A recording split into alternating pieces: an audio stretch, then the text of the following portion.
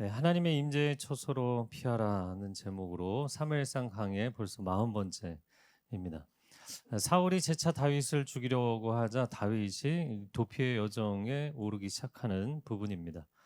8절 말씀 제가 다시 읽어보면 전쟁이 다시 있으므로 다윗이 나가서 블레셋 사람들과 싸워 그들을 크게 쳐 죽이매 그들이 그 앞에서 도망하니라.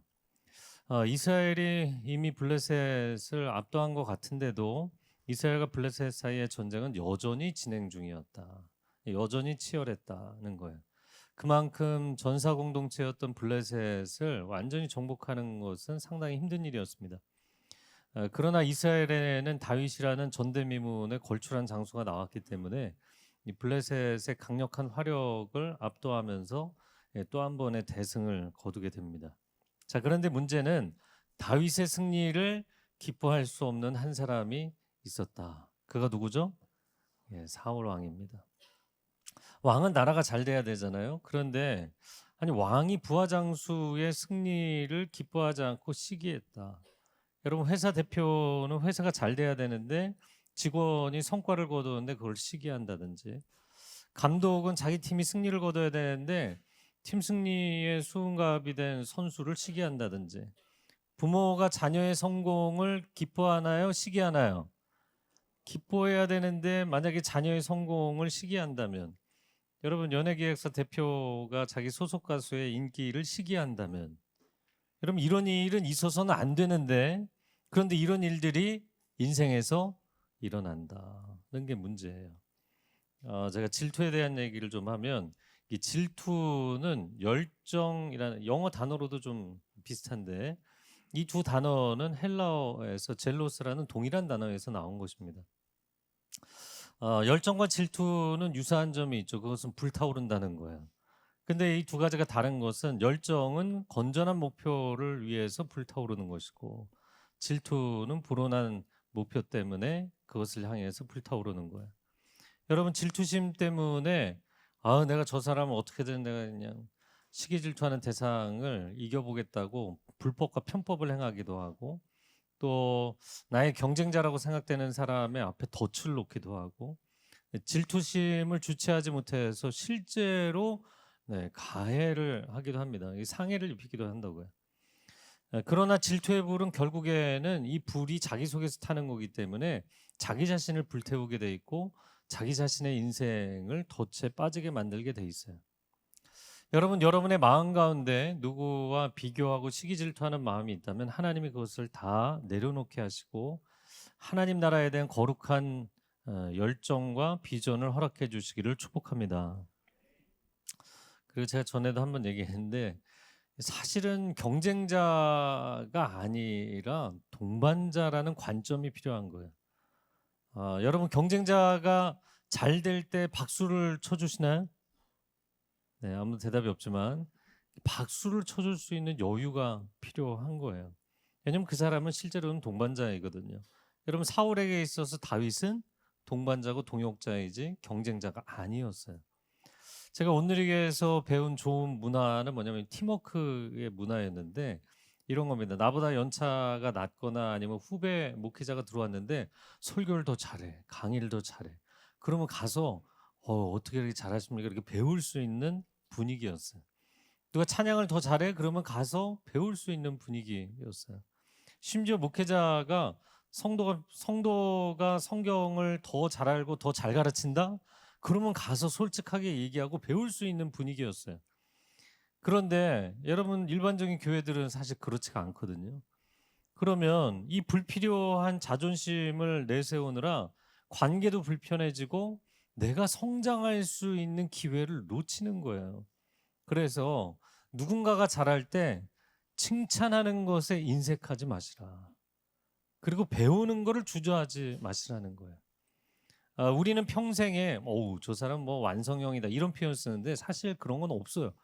우리는 완성형이 아니라 성장해 나가는 인생이라는 것을 감사해야 될 줄로 믿습니다. 이 주님 앞에 서는 그날까지 우리는 계속 성장해 가는 거예요. 자, 이어지는 말씀 보겠는데요. 9절과 10절 같이 읽어보겠습니다. 시작. 사울이 손에 단창을 가지고 그의 집에 앉았을 때 여호와께서 부리시는 악령이 사울에게 접하였으므로 다윗이 손으로 수금을 탈 때 사울이 단창으로 다윗을 벽에 박으려 하였으나 그는 사울의 앞을 피하고 사울의 창은 벽에 박힌지라 다윗이 그 밤에 도피하매. 사울이 다윗을 단창으로 죽이려고 하는 이 장면에서 제가 이번에 이제 묵상하면서 한 두 가지 이상한 그림이 있더라고요. 첫 번째는 사울이 왕자에 앉아서 왜 단창을 쥐고 있었을까? 이게 전쟁터가 아니잖아요. 사실 그의 손에는 다른 것이 들려 있어야 했습니다. 신명기 17장 18절에서 20절을 제가 읽어드릴게요. 그가 왕위에 오르거든 이 율법서의 등사본을 레위 사람 제사장 앞에서 책에 기록하여 평생에 자기 옆에 두고 읽어 그의 하나님 여호와 경외하기를 배우며 이 율법의 모든 말과 이 규례를 지켜 행할 것이라. 그리하면 그의 마음이 그의 형제 위에 교만하지 아니할 수 있다. 여러분, 왕은 탑 리더잖아요. 국가에서 아무도 그에게 함부로 조언을 할 수가 없는 거예요. 그러니까 그 위에 하나님이 계셔야 조언을 들을 수 있는 거죠. 그리고 하나님의 그 말씀을 들어야 하나님을 경외하고 그 뜻을 따를 뿐만 아니라 두 번째 중요한 것은 그 겸비하는 마음으로 사람들 앞에 교만하지 않고 수평적인 관계 형성이 가능해진다라는 거예요. 할렐루야. 그래서 말씀을 곁에 둬야 된다. 자, 그러면 오늘날 우리는 사울의 단창을 쥐고 살아가는 것일까? 아니면 하나님의 이 지혜의 말씀을 붙들고 살아가고 있는가? 때로 저한테 우리 자녀가 문제가 있습니다 이렇게 제보를 하고 좀 애를 고쳐달라고 하시는 분들이 있어요. 그 뭐냐면 시험 기간인데 애가 이렇게 보니까 성경만 지금 2시간째 읽고 있습니다. 좀 공부를 하라고 해주십시오. 우리 자녀들의 손에 성경책이 있으면 성경책을 빼앗아서라도 교과서와 문제집을 쥐어주고 싶어하는 우리 기업의 대표들, 물론 기업의 상황이 어떠하냐에 따라 마음이 다르겠지만 아침마다 보고서 그리고 경제 관련 소식지들, 여러분 그거 보기 전에 하나님의 말씀 앞에 엎드리는 시간을 갖는 지도자인가? 우리가 말씀의 능력보다 세상 능력이 내 자리를 지켜준다고 믿는다면 단창을 쥐고 있는 사울과 다를 바가 없는 것이다. 물론 단창이 필요하죠. 여러분 우리 분야의 실력의 단창은 훈련장에서 전쟁터에서 쥐고 있어야 됩니다. 그러나 골방에서 또 우리의 책상에서 하나님 앞에 정말 지혜의 말씀을 내게 허락하여 주옵소서. 그렇게 말씀을 붙드는 하나님의 사람들이 되시기를 축복합니다. 자, 또 한 가지는 왜 다윗이 승리를 한 딱 그 타이밍에 악령이 그를 사로잡았을까라는 거예요. 여러분 아무 때나 악령이 사람에게 공격을 하는 게 아니라 뭔가 빌미를 제공한 거예요. 그래서 성경의 예를 두 가지 들어보면 요한복음 13장 2절에 보면 유다가 예수님을 팔아넘겨야겠다. 내가 어떻게든 살아남아야지. 딱 이 생각을 잘못된 생각을 할 때 사탄이 들어오고 사탄이 그 생각을 이제 강화시키죠. 또 에베소서 4장에 보면 분노를 오래 품지 말라고 돼 있어요. 제가 늘 권면하는 거. 이건 일주일짜리야. 이건 뭐 한 달짜리야. 이런 거 하지 마시라고 그랬죠. 그렇게 오랫동안 품고 있으면 사탄이 그 틈을 타게 돼 있다. 우리가 거짓된 생각을 오랫동안 묵상하거나 잘못된 감정을 묵혀두거나 그릇된 계획과 어긋난 의지를 우리 마음 가운데 묶어두고 있으면 사탄이 그 틈을 탄다는 거예요. 사랑하는 성도 여러분, 여러분의 생각과 감정과 의지의 영역을 지켜내시기 바랍니다. 그래서 교인들 중에서 내가 하나님은 믿지만 생각은 내 맘대로 하는 거지, 감정은 내 맘대로지, 내가 뜻과 계획을 세우는 건 내 맘대로지, 이런 생각하시는 분들이 있어요. 그렇기 때문에 우리가 하나님의 자녀임에도 불구하고 지정의 우리의 인격의 영역이 원수에게 유린을 당하는 경우가 많은 것이에요. 그래서 여러분 기도하실 때 하나님 잘 믿게 해주세요. 이것도 중요하지만 조금 더 세밀하게 기도한다면 하나님 우리의 생각이 하나님의 생각을 따라갈 수 있게 하여 주옵소서. 하나님 우리의 내면의 감정이 성령님의 평강과 감동을 따라가게 하여 주옵소서. 우리의 뜻과 의지는 예수 그리스도의 선한 뜻과 의지를 닮아갈 수 있게 하여 주옵소서. 사울왕이 또다시 다윗에게 창을 던졌어요. 근데 다윗이 어떻게 반응을 했나요? 아, 왕이 던지시니까 맞아야겠다. 이렇게 했나요? 여러분 당연히 피했죠. 제가 이상한 얘기 한다고 생각하는데 여러분 실제로 인생을 살 때 보면 이런 역기능적인 관계에서 그거를 그냥 당하는 사람들이 있어요. 어떤 사람들은 가해자에게 내가 당해주는 것이 사랑이라고 착각을 합니다. 여러분 그렇지 않죠. 이거는 우리가 객관적으로 남의 이야기를 볼 때는 좀 이해가 된단 말이에요. 폭력적인 부모에게 계속 맞아주는 것이 사랑이라고 오해하기도 하고, 이 폭언과 폭력을 행하는 연인과 배우자에게, 이 데이트 폭력 요즘 갈수록 많아지고 있는데, 여러분 그런 사람에게 내가 순응해 주는 것이 사랑이라고 오해하고, 공격적이고 매우 이기적인 친구가 있는데 그래도 친구인데 이렇게 다 받아주는 것이 사랑이라고 생각할 수 있어요. 아닙니다. 이거는 역기능적인 관계입니다. 그래서 여러분의 인생에서 이런 관계가 있으면 반드시 여러분 제거하고 숙고해서 뭔가 결정을 하셔야 돼요. 다윗이 사울에게 충성을 다했습니다. 예. 사울이 아프면 수금을 타주고 또 전쟁터에 보내놓은 목숨 걸고 싸우고 또 행정관으로 백성들 가운데 보내면 성실하게 일했어요. 그러나 사울 왕이 그에게 던지는 창까지 받아야 된다고 생각하지 않았다. 이게 다윗의 건강한 내면을 보여주는 거예요. 만약에 다윗도 자존감이 낮은 사람이었다면 사울의 가스라이팅에 세뇌가 돼서 왕이 저렇게 힘들어 하시는 것은 내 탓이지, 내 잘못이야, 내가 혼나야 돼, 이런 생각을 했을 거라는 거예요. 그런데 여러분 다윗이 일 처리를 잘못했다거나 아니면 성실하지 않았다면 자기 태도를 고쳐야 되겠지만 사울의 질투와 분노는 전혀 다윗의 잘못이 아니었잖아요. 그래서 여러분 살다 보면 우리가 다윗 포지션에 설 때가 있습니다. 이 포지션에서 살아가는 분들은 과연 어떻게 해야 할까? 나는 저런 상사에게는 나는 노력을 안 해줄 거야. 그러시면 안 돼요. 여러분의 부르심의 자리에서 최선을 다하고 충성은 다하셔야 돼요. 그러나 사울과의 충돌을 그대로 받아들이는 게 충성이라고 오해하시면 안 돼요. 필요하다면 회사에서 부서를 옮겨야 될 수도 있고 아니면 회사 자체를 아예 옮겨야 될 수도 있어요. 여러분 부모와 자녀가 이런 역기능적 관계라면 어떻게 해야 될까요? 저는 자녀가 장성했으면 반드시 한 가지 권면을 합니다. 뭘까요? 독립하라고 권면해요. 독립해라. 요즘 30대, 40대가 되어서도 부모와 함께 사는 분들이 많아서 캥거루족이라고 그러잖아요. 그런데 끊임없이 부모와 갈등이 생기는 역기능적인 가정들이 많아요. 그런데 이런 상황으로 계속 가면 양쪽이 다 병들게 돼 있어요. 그래서 힘들어도 이럴 땐 떠나셔야 돼요. 왜냐하면 더 힘든 일이 일어나는 것을 예방하기 위해서 떠나는 것입니다. 다만 제가 이 설교를 준비하면서 혹시 여러분이 오해를 하지 않을까? 인간관계를 다 정리를 해야겠다 이렇게 그 얘기를 하는 게 아니에요. 이 사울과 다윗처럼 완전 역기능적인 관계를 얘기하는 겁니다. 근데 때로는 우리가 이제 공동체를 지향하다 보니까 우리는 무조건 함께 해야 돼. 이게 이상인 것으로 늘 생각하는 분들이 있어요. 여러분 그러나 아브라함이 조카 롯이 아무리 소중해도 떠나 보내야 될 때는 떠나 보내야 되는 거예요. 근데 하나님이 그걸 시키시잖아요. 야곱이 아버지 이삭의 집을 떠날 때 매우 슬펐지만 하나님이 그를 성장시켜서 돌아오게 하시죠. 요셉이 아버지 야곱의 집을 떠날 때는 형들이 이제 죽이려다가 팔아넘겨서 갔으니까 불의의 사고였지만 하나님은 반전의 역사로 그의 인생을 축복해 주신 줄로 믿습니다. 그래서 힘들어도 떠나야 될 때는 떠나야 된다. 가족이니까 우리는 늘 평생 함께 해야 돼. 그래도 친구니까 의리를 지켜야 돼. 여러분, 이 잘못된 공동체 의식 때문에 인생이 어려워지는 분들이 많아요.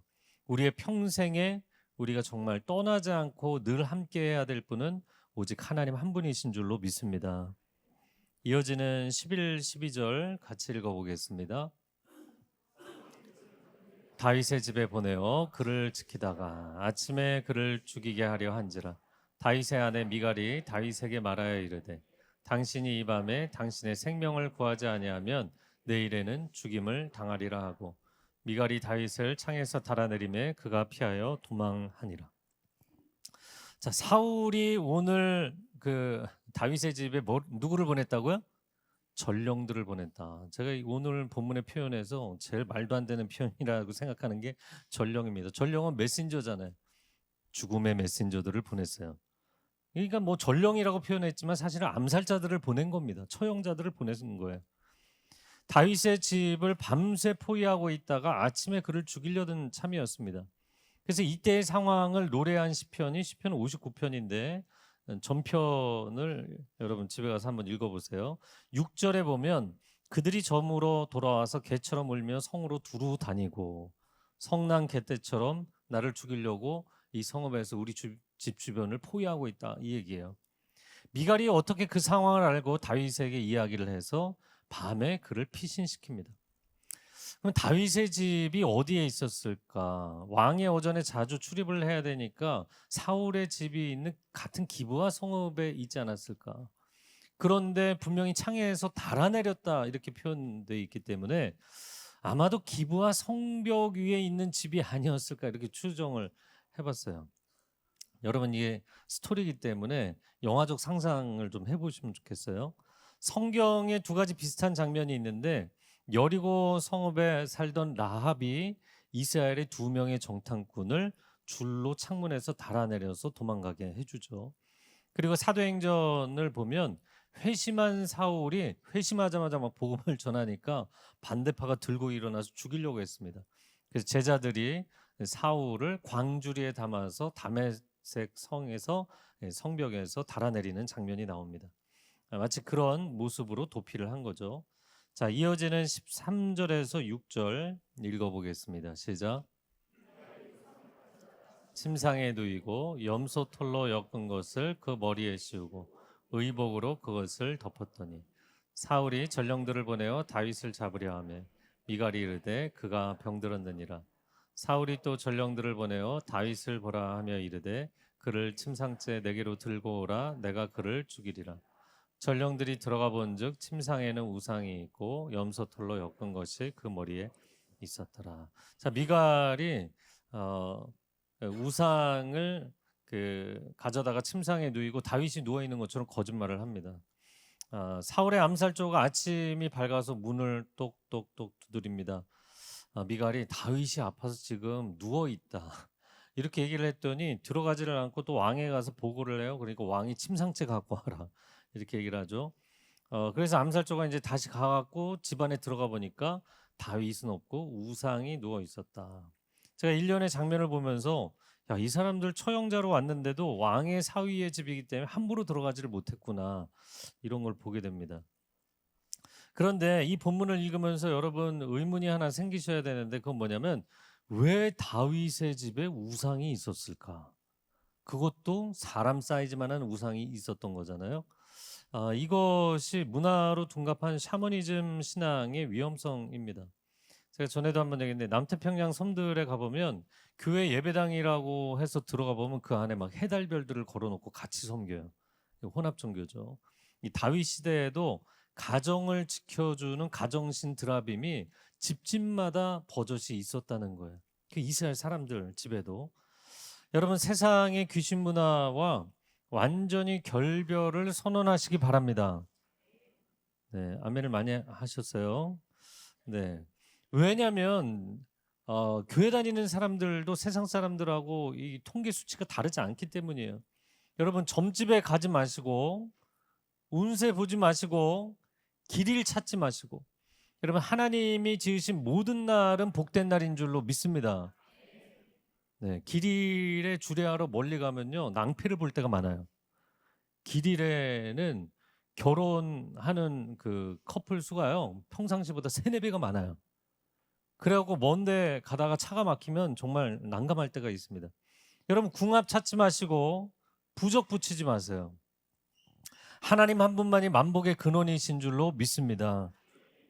우리는 미래의 기륭화복을 알고 싶은 게 아니에요. 하나님의 뜻을 알고자 하는 하나님의 자녀들인 줄로 믿습니다. 이어지는 17절 말씀 같이 읽겠습니다. 시작.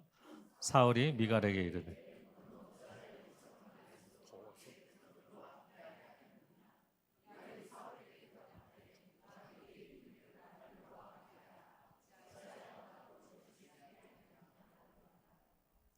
자, 사울이 자기 딸 미갈에게 다그칩니다. 아니 너 어떻게 내 대적을 놓아줄 수 있느냐. 근데 미갈 입장에서는 굉장히 뭐 어려운 상황이잖아요. 그러니까 사울이 이렇게 얘기를 한 거죠. 다윗이 네 남편이냐 내 대적이냐. 네 남편이기 전에 나의 대적이지 않냐. 그런데 미갈에게는 아버지의 원수이기 전에 자기 남편이잖아요. 미갈이 난처한 상황입니다. 그러나 부왕이 뭐 다윗을 죽이겠다고 무력까지 동원하고 사람들까지 동원한 상황이 있잖아요. 그리고 아버지가 한번 미치면 어떤 상태인지를 아니까 고지고대로 말을 못했어요. 그래서 오늘 본문에 보면 그가 거짓말을 합니다. 근데 미갈의 거짓말을 보면서 여러분 어쩔 수 없는 상황이어서 거짓말을 했다? 여러분 미갈이 거짓말을 했어야 됐을까? 그런 생각이 들었어요. 오늘 본문에 보면 어떤 거짓말을 했나요? 다윗이 나를 죽이겠다고 협박을 했다는 거예요. 그래서 놓아줄 수밖에 없었다라고 이야기를 합니다. 여러분 나중에 우리가 이제 이 이야기의 진도를 보면 사울 왕이 자기 딸 미갈을 다른 남자에게 시집을 보내요. 다시 다윗이 죽은 게 아님에도 불구하고 그것은 사울 왕이 이상한 사람이기 때문이기도 하지만 또 한편으로는 아니 다윗이 내 딸을 죽이려고 했었어. 그래서 내준 부분이 있지 않는가 싶은 거예요. 여러분 인생의 모든 것은 선택입니다. 여러분이 이 스토리를 읽으시면서 상상하지 않은 한 가지 옵션이 선택이 미갈에게 있었던 거예요. 여러분 이 상황에서 미갈에게 최선의 선택은 뭐였을까요? 네, 정답을 얘기하셨어요. 다윗과 함께 도망가는 거예요. 아무도 그 생각을 못하는 거예요. 나는 집을 지켜야지. 아니 집을 지키기는 무슨 집을 지킵니까? 여러분 다윗과 함께 만약에 피난 생활을 했다면 광야에서 10년 동안 고생 엄청 했겠지만 사울의 그 악한 영향력을 받는 것이 아니라 평생 거룩한 가문을 세우며 살았겠죠. 아니면 적어도 거짓말은 하지 말았었어야 되는 거예요. 여러분 우리가 인생이 힘들 때 여러분 아주 순간의 선택인데 그 판단과 선택 때문에 우리의 인생은 전혀 다른 방향으로 갈 수 있다는 거예요. 자, 이어지는 18절 말씀 같이 읽겠습니다. 시작. 다윗이 도피하여 라마로 가서 사무엘에게로 나아가서 사울이 자기에게 행한 일을 다 전하였고 다윗과 사무엘이 나요스로 가서 살았더라. 자, 다윗이 기브와 왕의 어전에서 피신을 해서 집으로 도망갔는데 집도 위태로우니까 이번에는 라마로 갔다는 것입니다. 라마는 사무엘이 사는 곳인데 나요시라는 단어가 나오죠. 이거는 뭐 거주지, 초지 이런 뜻입니다. 그러니까 사무엘이 선지 생도들을 훈련시키면서 공동생활을 하는 선지학교, 오늘날의 신학교 같은 그런 공동체였던 거예요. 이 라마가 기브아에서 북쪽으로 한 10km밖에 안 됩니다. 이 다윗이 왕 앞에서 집으로 그리고 집에서 도망을 또 가야 되는 상황에서 저는 한 가지 의문이 왜 자기 부모와 형제 가족이 있는 베들레헴으로 가지 않았을까? 부모 형제가 사실 다윗을 버렸잖아요. 믿을 수 없는 사람들이죠. 그러니까 그들에게 가지 않고 사무엘이 있는 라마로 갔던 것이죠. 정말 다윗이라는 사람의 인생은 피신할 곳이 없었던 거예요. 인생에 갈 곳이 없고 피할 곳이 없는 분들에게 하나님의 임재의 처소가 되는 이 교회가 하나님의 피난처가 될 수 있기를 축복합니다. 시편 84편 3절 같이 읽어볼까요? 나의 왕 나의 하나님 만군의 여호와여 주의 제단에서 참새도 제 집을 얻고 제비도 새끼들 보금자리를 얻었나이다. 하나님께서 이 성전에 찾아오는 사람들을 마치 그 성전의 처마에 참새와 제비들도 집을 짓는 것처럼 하나님 이곳에 찾아오는 사람들을 주께서 외면하지 마시고 품어주십시오. 이 기도를 드리는 것이죠. 자, 이어지는 19절에서 21절 같이 읽겠습니다. 어떤 사람이 사울에게 전하여 이르되 사울이 다윗을 잡으러 전령들을 보냈더니 그들이 선지자 무리가 예언하는 것과 사무엘이 그들의 수령으로 선 것을 볼 때 하나님의 영이 사울의 전령들에게 임하매 그들도 예언을 한지라. 어떤 사람이 그것을 사울에게 알림해 사울이 다른 전령들을 보냈더니 그들도 예언을 했으므로 사울이 세 번째 다시 전령들을 보냈더니 그들도 예언을 한지라. 다윗이 라마나요스에 있다는 보고를 듣고 사울은 다윗을 잡겠다고 또다시 전령들을 보냈다. 저는 오늘 본문에 처음부터 끝까지 일관되게 전령들이라고 표현하는 게 참 너무 재밌는 거예요. 전령들로 위장한 암살조를 또 보낸 거죠.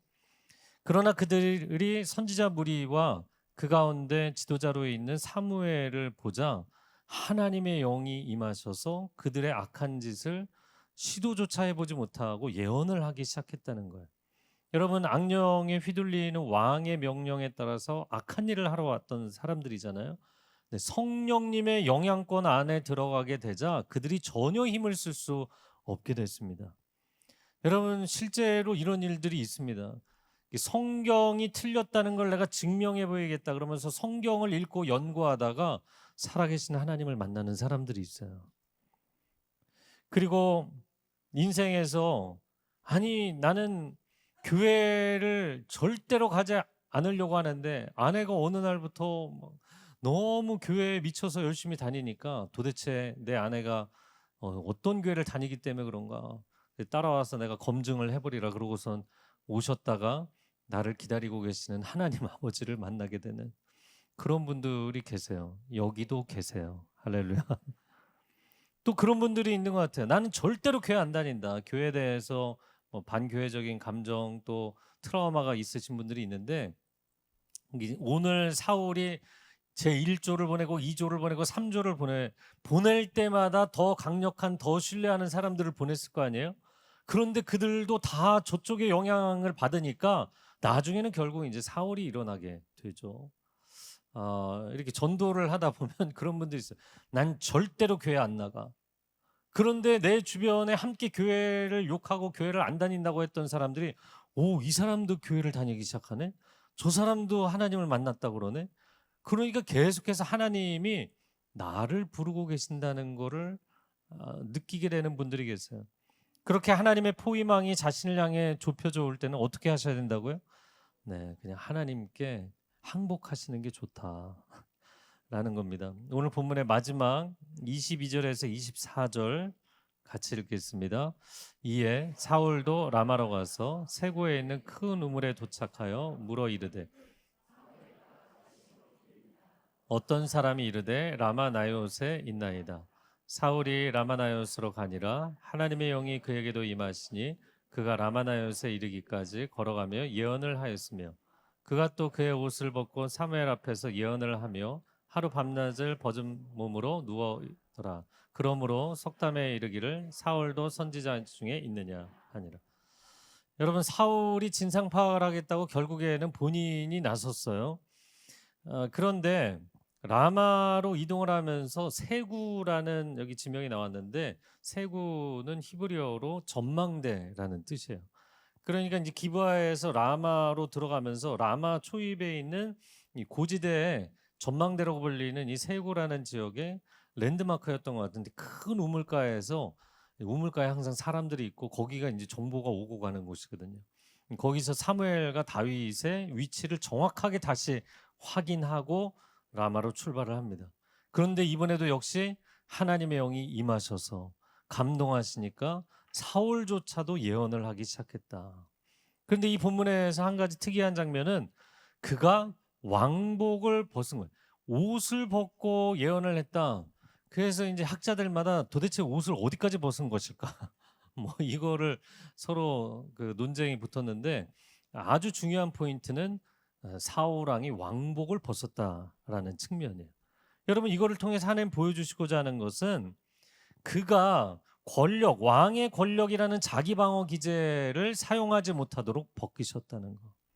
그리고 아무리 그가 권력과 무력을 사용한다 할지라도 이곳은 하나님이 통치하시고 다스리시는 하나님의 임재의 영역이라는 사실. 할렐루야. 여러분, 우리의 인생에서 영적 전쟁을 치르게 될 때 영적인 기싸움이 있나요, 없나요? 있습니다. 하나님의 사람 다윗이 등장하는 것을 사울을 전면에 내세워서 악한 영들의 세력이 그걸 가로막으려는 거잖아요. 하나님의 아들 아기 예수가 이 땅에 태어나셨을 때 헤롯 대왕을 전면에 내세워서 악한 영들이 가로막으려고 하는 거예요. 그러면 이런 영적인 기싸움이 있을 때 우리가 당황하거나 낙심할 것이냐? 아니면 포기하거나 타협할 것이냐? 아니죠. 여러분, 반드시 어둠은 빛 앞에서 사라지게 될 줄로 믿습니다. 빛 대신 주님이 최후 승리를 얻으실 것이고 우리에게 승리를 주실 줄로 믿습니다. 아멘. 그래서 하나님의 강력한 임재하심이 사울이 다윗을 해치지 못하게 막아주셨다는 거예요. 여러분, 하나님의 임재 영역 안에 들어가면 사방으로 우겨쌈을 당하고 원수가 공격해도 하나님께서 태풍의 눈 안에 거하는 것처럼 우리를 평안케 하시고 지키실 줄로 믿습니다. 그래서 우리가 기도할 것은 하나님, 우리 인생이, 우리 가정이 라마나역 같은 하나님의 임재의 영역이 되게 하여 주시옵소서. 그래서 악인들이 공격하지 못하고 악한 영들이 활개치지 못하는 하나님이 역사하시는 영역이 되게 하여 주시옵소서. 하나님, 새롭게 준비하는 성전이 라마나역 같은 하나님의 임재의 자리가 되게 하여 주시옵소서. 여러분, 우리가 이제 예배 사역하고 매주일 또 새벽 예배를 드리지만 찬양팀이 노래를 음악적으로 탁월하게 잘하기 때문에, 제가 설교를 논리정연하게 하기 때문에, 목회적인 서비스를 잘하기 때문에 사람들이 변할까요? 사람들이 근본적으로 변화되는 것은 하나님의 임재하심의 역사인 줄로 믿습니다. 우리가 이 모든 것을 준비하지만 하나님의 임재하심이 충만하게 이곳에 임해야만 그분이 새 일을 행하실 줄로 믿습니다. 주님, 주님의 성령이 충만히 우리 가운데 임하사 어둠의 영들이 떠나가게 하여 주옵소서. 우리의 삶 가운데 장벽들이 무너지게 하여 주옵소서. 방황하는 자녀들과 하나님을 떠난 가족들이 돌아오게 하여 주옵소서. 성령께서 역사하셔서 미움과 분열의 역사가 멈추고 시기와 질투가 멈춰지고 분노 중독에 빠진 사람들, 우울증에 빠진 사람들, 불안증과 불면증과 공황장애가 치유되게 하여 주시옵소서. 예수님이 그런 말씀을 하신 적이 있어요. 마태복음 12장 28절 한번 같이 읽어볼까요? 그러나 내가 주의 성령을 힘입어 귀신을 쫓아내는 것이며 하나님의 나라가 이미 너희에게 임하였느니라. 아멘. 네. 우리가 그냥 상식적인 수준에서 우리의 육적인 차원에서 어떤 일을 하는 것이 아니라 성령이 임하셔서 어둠의 장벽을 무너뜨리시는 것이면 하나님의 나라가 이미 우리 가운데 임한 것이다. 할렐루야.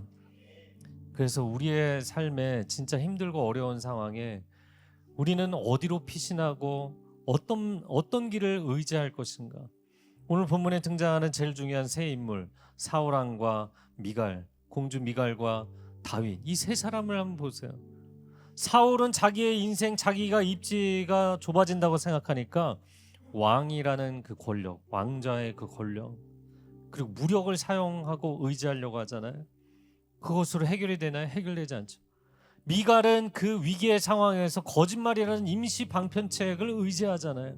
그것도 그녀에게 선한 결과가 아니었어요. 그러나 다윗이, 여러분, 이 사람 머리도 좋은 사람이고 싸움도 잘하는 사람이지만 그 어떤 것도 사용하지 않고 하나님의 임재의 자리로 피신합니다. 내가 아무리 살려고 발버둥을 쳐도 하나님이 내 생명을 내려놓으시면 죽음의 길을 가는 것이고, 내가 아무리 죽을 수밖에 없는 사방으로 원수에게 둘러싸임을 당해도 하나님이 나를 지키시면 살아날 줄로 믿습니다. 시편 46편 1절 같이 읽겠습니다. 하나님은 우리의 피난처시오 힘이시니 환난 중에 만날 큰 도움이시라. 아멘. 아멘. 어려움이 있을 때, 여러분, 갑자기 인생이 고난과 어려움과 난관에 봉착했을 때 나는 어떻게 반응하는가? 여러분, 세상에 나를 도와줄 만한, 세상적으로 힘을 줄 만한 곳 찾아가지 마시고 먼저 하나님의 임재의 성전 앞에 나와 엎드리시기를 바랍니다. 일주일에 한 번 나와서 주일 예배 드리는 것으로 내 인생의 문제가 해결이 안 될 정도의 상황이 되면, 여러분, 저희가 기도의 집 9 to 6, 9시부터 6시까지 성전을 오픈하잖아요. 나오셔서 엎드려 기도하셔야 돼요. 여러분, 새벽을 깨우고 기도하고 여러분의 골방에서 엎드려 기도하셔야 돼요. 사울이 자신이 사용할 수 있는 공격적인 방식, 힘으로 해결해 보려고 합니다. 그것 때문에 그의 인생이 더 어려워지죠. 미갈은 자기가 궁지에 몰리게 되니까 이 수비적인 방식, 그러나 거짓말이라는 방법으로 해결을 해보려고 합니다. 그것이 그녀의 인생을 더 불행하게 만들죠. 여러분, 세상의 방법은 공격적인 방법이든 수비적인 방법이든 하나님의 방법이 아닌 것을 먼저 선택하지 마시고, 문제가 생기면 이 사람 저 사람에게 전화해서 해결하지 마시고 하나님 앞에 먼저 엎드리시기를 바랍니다. 하나님이 지키시면 그 어떤 악인들이 와도, 그 어떤 악한 역사에도 하나님이 우리를 지키실 줄로 믿습니다. 이 시간 함께 기도하겠습니다.